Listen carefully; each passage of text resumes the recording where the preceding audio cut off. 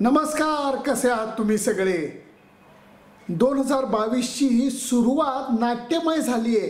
क्रिकेटच्या प्रांतात तरी नक्कीच नाट्यमय झाली आहे। त्याचं कारण एकाच आठवड्यामध्ये बांगलादेशने न्यूझीलंडला न्यूझीलंडमध्ये जाऊन हरवलं आणि दुसरीकडे पहिली टेस्ट मॅच गमावून दक्षिण आफ्रिकेने असंख्य अडचणींवर मात करत भारतीय संघाला पराभूत करून दाखवलेला आहे। चौथ्या इनिंगमध्ये 240 धावांचा पाठलाग फक्त 3 गडी गमावून दक्षिण आफ्रिकेने केला। क्या बात है, क्या बात है।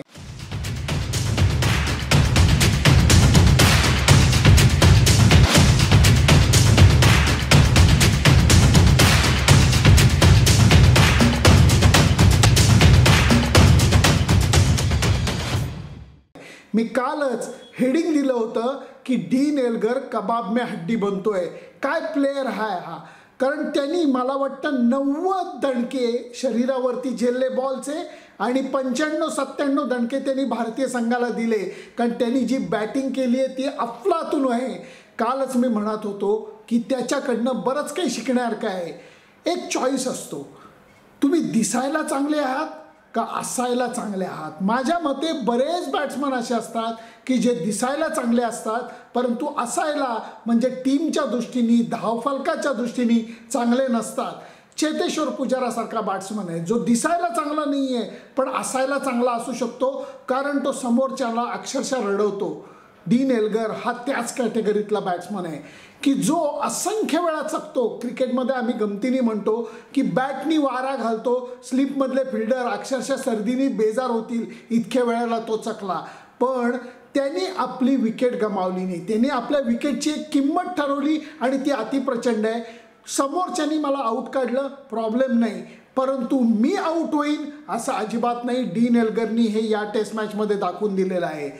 पहिल्यांदा AB डिव्हिलियर्स नाही, नंतर फाफ दु प्लेसी नाही, नंतर क्विंटन डिकॉकनी सिरीज चालू असताना कसोटी क्रिकेटला अचानक रामराम ठोकला। अडचणींचे डोंगर खरोखर दक्षिण आफ्रिकेसमोर असंख्य होते। जगाने त्यांना वाईट टाकल्यासारखं होतं ओमिक्रॉनचा प्रसार झाल्यामुळे, आणि या सगळ्या निगेटिव्हिटीवरती मात करून दक्षिण आफ्रिकेने दुसरा टेस्ट मॅच जिंकली आणि मालिकेमध्ये 1-1 बरोबरी केली आहे। चौथ्या दिवशीच्या खेळाला खूप उशिरा सुरुवात झाली।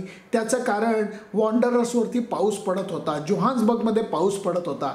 मॅच उशिरा चालू झाली। विकेट कसं खेळेल सगळ्यांना धास्ती वाटत होती। या विकेटवरचे ज्या भेगा आहेत त्या मॅच चालू होण्याच्या अगोदर कॉमेंटेटर अगदी स्टंपनी दाखवत होते। भारतीय संघाच्या गोलंदाजांना अशी दुर्दम्य आशा होती की आम्ही उरलेले 120 रन्स त्यांना करून देणार नाही, परंतु डीन एल्गर आणि डुसेन यांनी सुरुवातीला फार सुरेख बॅटिंग केली। 80+ काहीतरी रनची त्यांनी भागीदारी केली, त्यामुळे भारतीय संघाच्या आव्हानामधली जी हवा होती ती हळूच त्यांनी काढून घेतली।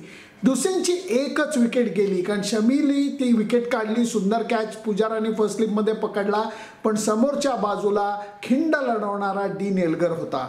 हा एल्गर असा आहे की जो प्रत्येक चेंडू शांतपणे खेळतो, कित्येक वेळेला तो कळला नाही तर तो अंगावरती झेलतो। अहो, क्रिकेटचा बॉल म्हणजे दगड असतो, तो लागला तर वेदना होतात, परंतु हे जे खेळाडू असतात यांची सहनशक्ती जी असते ती अचाट असते। एकदा त्याला इथं बॉल लागला, 2-4 वेळा त्याला इथं बॉल लागला, हातावरती तर त्याला किती वेळा बॉल लागला, मांड्यांवरती किती वेळा त्याला शेकाटून काढलं, पण या पठ्ठ्यानी विकेट सोडलं नाही, संयम सोडला नाही, जिद्द सोडली नाही। एक हाती तो आपल्या संघाला पलीकडे घेऊन गेला आणि ते सुद्धा विजयी पताका हातात घेऊन। म्हणून डीन एल्गर हा जर का मॅन ऑफ द मॅच झाला, म्हणजे आत्ता मी ही रेकॉर्ड करत असताना कदाचित मॅन ऑफ द मॅच जाहीर झाला असेल, माझ्या मते तो मॅन ऑफ द मॅचला लायक आहे। पहिल्या इनिंगमध्येही त्यांनी सुंदर बॅटिंग केली, दुसऱ्या इनिंगमध्येही त्यांनी अप्रतिम बॅटिंग केलेली आहे, आणि नुसतीच बॅटिंग नाही केली तर नाबाद राहून, हे फार महत्त्वाचं आहे, हातातली गोष्ट अर्धवट सोडून तो परतला नाही। भारतीय संघाने सेकंड इनिंगमध्ये जेव्हा धावांची आघाडी वाढवायची संधी होती ती हाताने झिडकारली। ऋषभ पंतनी जो शॉट मारला तो त्याला कायमस्वरूपी लक्षात राहील। म्हणताना इंडियन टीम अगदी म्हणत राहते ह्याच्यातनं तो शिकेल, ह्याच्यातनं तो शिकेल, परंतु आता ऋषभ पंत ना तरुण आहे, एकदम तरुण नाही मी म्हणणार, कारण आता तो भरपूर क्रिकेट खेळलेला आहे, त्याच्या पाठीशी अनुभव आहे इंटरनॅशनल क्रिकेटचा। अशा परिस्थितीमध्ये आक्रमकता काय आणि आक्रस्ताळेपणा काय ह्याच्यातला फरक कळण्याइतपत बुद्धी त्याला नक्कीच आहे. संघाला गरज असताना काल त्यांनी विकेट फेकली, त्याच्यामुळे आपण हरलो असं मी अजिबात म्हणत नाही. परंतु सगळ्या बॅट्समननी डोकं खाजवायला पाहिजे, विचार करायला पाहिजे की मला अजून थोडा वेळ विकेटवरती उभं राहणं शक्य होतं का. ज्या विकेटवरती आपण म्हणत होतो की इथं बॅटिंग करणं अवघड आहे, त्याच विकेटवरती दक्षिण आफ्रिकेच्या डीन एल्गरनी 300पेक्षा जास्त मिनिटं बॅटिंग करून दाखवली, विकेटवर उभा राहिला आणि त्याचबरोबर संघाला विजयी करून तो परतलेला आहे. त्यामुळे ज्या भेगा होत्या, बॉल उडत होते, स्विंग होत होते, मधच खाली राहत होते, मधनच उडत होते, हे सगळं जरी मान्य केलं तरी डीन एल्गरच्या खेळीतनं हेच दिसून येतं की या विकेटवरती उभं राहणं अशक्य नव्हतं. भारतीय संघाच्या बॅट्समनना ही गोष्ट कळायलाच लागेल आणि राहुल द्रविड जो प्रशिक्षक आहे त्यांनी स्वतः खेळाडू म्हणून 1000 वेळा ही गोष्ट करून दाखवलेली आहे. त्यामुळे तिसऱ्या टेस्ट मॅचमध्ये उतरण्याच्या पूर्वी भारतीय संघाच्या फलंदाजांना हा नक्की विचार करायला लागेल की एक फलंदाज म्हणून मी माझा प्रयत्न 100% केला का. आणि त्याचं उदाहरण ह्या टेस्ट मॅचच्या सेकंड इनिंगमध्ये तरी खास करून नाही असंच मिळेल, कारण भारतीय संघाच्या फलंदाजांनी अजून थोडा प्रयत्न करायला पाहिजे होता. आघाडी जी आहे ती 300च्या पुढे न्यायला पाहिजे होती, जी शक्य होती ती त्यांनी नाकारली आणि म्हणूनच हा मोठा पराभव, जिवारी लागणारा पराभव हा भारतीय संघाच्या माथी आलेला आहे.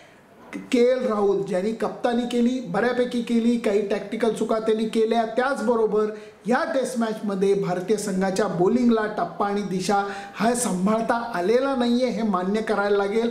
अखूट टप्प्याचा मारा हा भारतीय संघाने या टेस्ट मॅचमध्ये जरा जास्तच केला, ज्याचा फायदा हा दक्षिण आफ्रिकेच्या बॅट्समननी उचललेला दिसतोय.